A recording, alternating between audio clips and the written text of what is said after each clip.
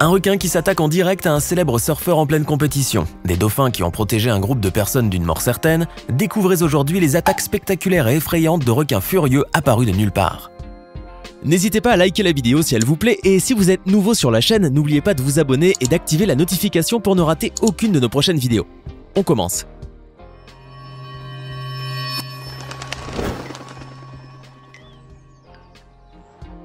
Les images de cette attaque avaient fait le tour du monde. En 2015, lors d'une compétition en Afrique du Sud retransmise en direct à la télévision, le surfeur Mick Fanning s'apprêtait à disputer la finale du G-Bay Open contre Julian Wilson lorsque l'impensable se produit. Un grand requin blanc l'attaque. Le célèbre surfeur australien s'est débattu afin de repousser le squale. Par miracle, il a survécu. Mais il n'est certainement pas prêt d'oublier un jour cette immense frayeur. Juste après qu'un jet ski soit venu le secourir, Mick a déclaré « Je suis sain et sauf mais sous le choc. Je suis juste content d'être là ». Le surfeur local de G-Bay, Remy Peterson, a assuré sur Facebook qu'il ne s'agissait pas là d'une véritable attaque. Il affirme que Mick a eu de la chance de ne pas subir une attaque délibérée du requin, parce que je peux vous promettre que, dans ce cas-là, il ne s'en serait pas sorti. C'était un requin de 5 à 6 mètres. S'il avait voulu l'avoir, Mick n'aurait eu aucune chance. Malgré cet effrayant chapitre, celui qui est considéré comme le meilleur surfeur de l'histoire n'a pas souhaité renoncer à sa passion, bien au contraire. Voici maintenant l'une des histoires les plus inspirantes du sport. À 13 ans, Bethany Hamilton était une surfeuse promise à une brillante carrière sportive. Jusqu'au drame. En effet, en 2003, l'adolescente s'était rendue sur son île natale de Kauai à Hawaï. Mais peu de temps après avoir commencé sa session de surf, la jeune fille a été attaquée par un requin-tigre de 4 mètres de long. Sa meilleure amie, son père et son frère, également présents sur les lieux, ont alors fait tout leur possible pour sortir Bethany de l'eau. Et ils ont réussi. La jeune fille était grièvement blessée et avait perdu 60% de son sang. Après avoir subi une opération en urgence, elle découvre qu'elle n'a plus son bras gauche. Elle est retournée à l'eau un mois à peine après l'attaque du requin. Et à force de travail et de courage, Bethany, qui refuse un quelconque favoritisme à son égard, se fait rapidement une place parmi les meilleurs. Son incroyable histoire est racontée dans un film, Soul Surfer. D'ailleurs, Bethany Hamilton, âgée aujourd'hui de 31 ans, a reçu le prix ESPN du meilleur comeback sportif en 2004 et un Teen Choice Award la même année. Il faut dire que la jeune femme a de quoi surprendre plus d'une personne.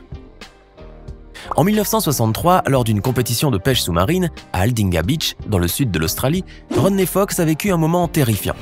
Alors qu'il était en train de remporter le tournoi après avoir chassé un morwong, une sorte de grosse perche, il a brusquement reçu un violent coup dans la poitrine. À ce moment-là, Rodney Fox, qui était en apnée, venait de se faire attaquer par un grand requin blanc qui lui avait fait perdre son fusil à harpon et son masque. Pour tenter de s'en sortir vivant, le jeune homme s'est mis à cogner le squale sur sa tête tout en cherchant les yeux, sans succès. Le pêcheur était à cet instant en très mauvaise posture. Mais sa mésaventure ne s'arrête pas là. Après avoir essayé de s'agripper au corps du monstre, l'homme a commencé à manquer sérieusement d'air. En puisant dans le peu d'énergie qui lui est resté, il est remonté tant bien que mal à la surface. Une fois qu'il a repris son souffle, il a regardé vers le bas et a vu une scène à tout jamais gravée dans sa mémoire. Juste en dessous, l'eau était rouge de sang et une énorme gueule arrivait droit sur lui, grande ouverte. L'horreur absolue. Par désespoir, Rodney a donné un violent coup de pied à l'animal qui s'est révélé efficace, puisque le prédateur a stoppé son assaut pour de nouveau attaquer l'homme et l'entraîner vers le fond. Mais il a miraculeusement pu se libérer et regagner la surface. C'est là que les membres d'un bateau de sauvetage ont sauvé la vie de Rodney Fox. Les dégâts causés par le requin étaient très sévères, mais l'homme a survécu. Il s'est même complètement remis de ses blessures et est aujourd'hui un grand passionné de requins. Le vendredi 22 octobre 2010, de très belles vagues déferlaient à Surf Beach en Californie. Lucas Ransom, jeune bodyboarder de 19 ans, décide de s'y rendre avec son ami Matthew Garcia. Jusque-là, tout va bien, mais tout ne s'est pas déroulé comme il l'avait espéré. Lucas s'est mis à l'eau avec un bodyboard rouge. Un détail qui aurait son importance. Après 45 minutes de surf, un requin de 4 à 6 mètres de long surgit de nulle part et s'attaqua au jeune homme avec une violence inouïe. Son ami Matthew se tenait tout près, incapable de réagir pour le sauver. Ce moment paraissait interminable, mais Matthew a pu ramener Lucas sur le rivage. Il était trop tard. Lucas Ransom a malheureusement succombé à ses blessures. Suite à cette triste nouvelle, les autorités ont ordonné la fermeture des plages pendant 72 heures par précaution. Il reste à déterminer la raison pour laquelle le requin avait attaqué ce jeune homme. Certains pensent que la couleur rouge de sa planche pourrait y être pour quelque chose. Et pour cause, les planches de couleur vive ou multicolores rappelleraient au requin certaines proies. Les vacances de lune de miel d'Ian Redmond et son épouse Gemma Octon se sont soldées par une catastrophe. Tout juste mariés, les deux tourtereaux avaient décidé de passer quelques jours aux Seychelles. C'est au cours de leur deuxième semaine de vacances qu'un requin a changé leur rêve en tragédie. Alors que Gemma bronzait tranquillement, son mari, Ian Redmond, a préféré se baigner pour profiter des eaux paradisiaques de l'océan Indien. quand soudain il a été mordu férocement par un requin. Un homme, alerté par les cris du jeune homme, s'est précipité pour le hisser sur sa planche et le ramener sur la plage. Malheureusement, Ian avait perdu beaucoup de sang. Lorsque les secours sont arrivés, 20 minutes après l'attaque, il était déjà trop tard. Cette histoire terrifiante a fait le tour de la presse, nourrissant la folle réputation des requins tueurs. Les requins peuvent parfois être très dangereux. La preuve avec Joshua Hawley, un surfeur hawaïen qui a subi une attaque de requin tout à fait inattendue. En 2012, alors qu'il surfait comme à son habitude au North Shore à Oahu, le jeune homme âgé de 28 ans a soudainement aperçu un requin-tigre juste derrière lui prêt à l'attaquer.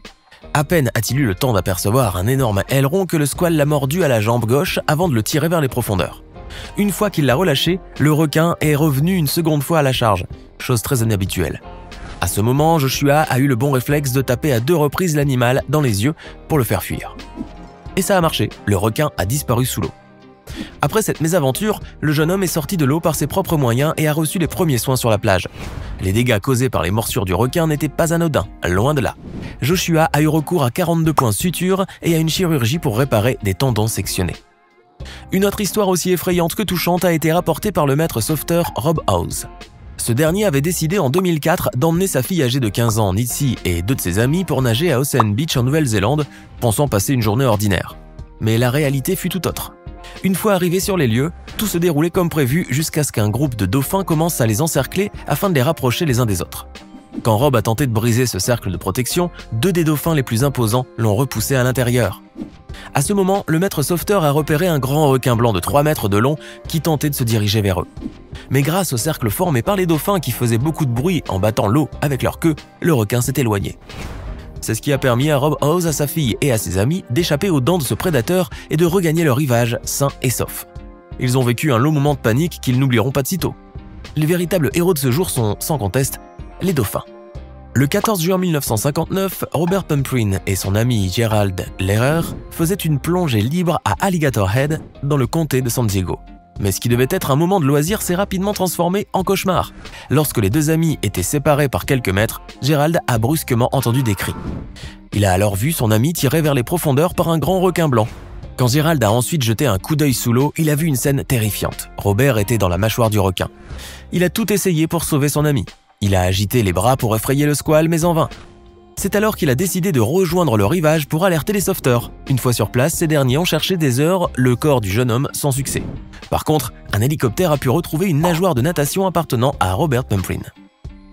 Leanne Erickson a failli perdre la vie lorsqu'elle accompagnait son petit ami, Dusty, à San Onofre, en Californie.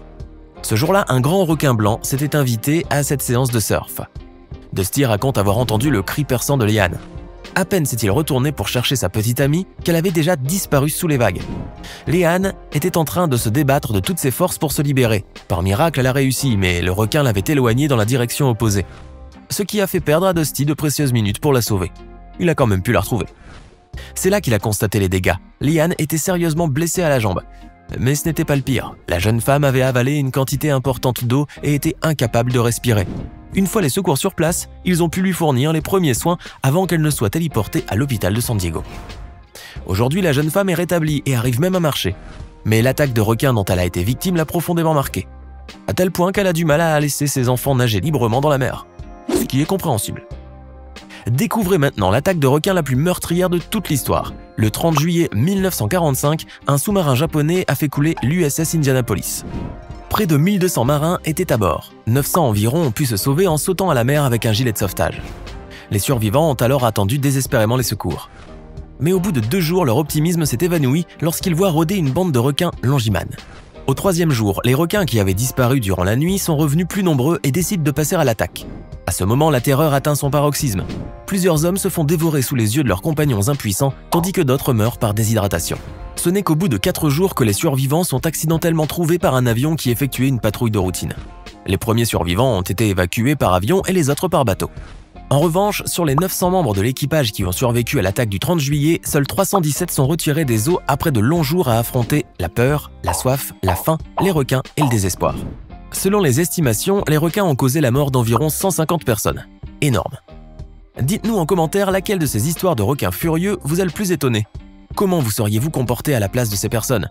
Et si cette vidéo vous a plu, n'oubliez pas de laisser un pouce bleu, de vous abonner à la chaîne et d'activer la cloche pour recevoir toutes les notifications et ne rien rater de nos prochaines vidéos. Merci encore et à demain, même heure, même chaîne, pour une nouvelle vidéo.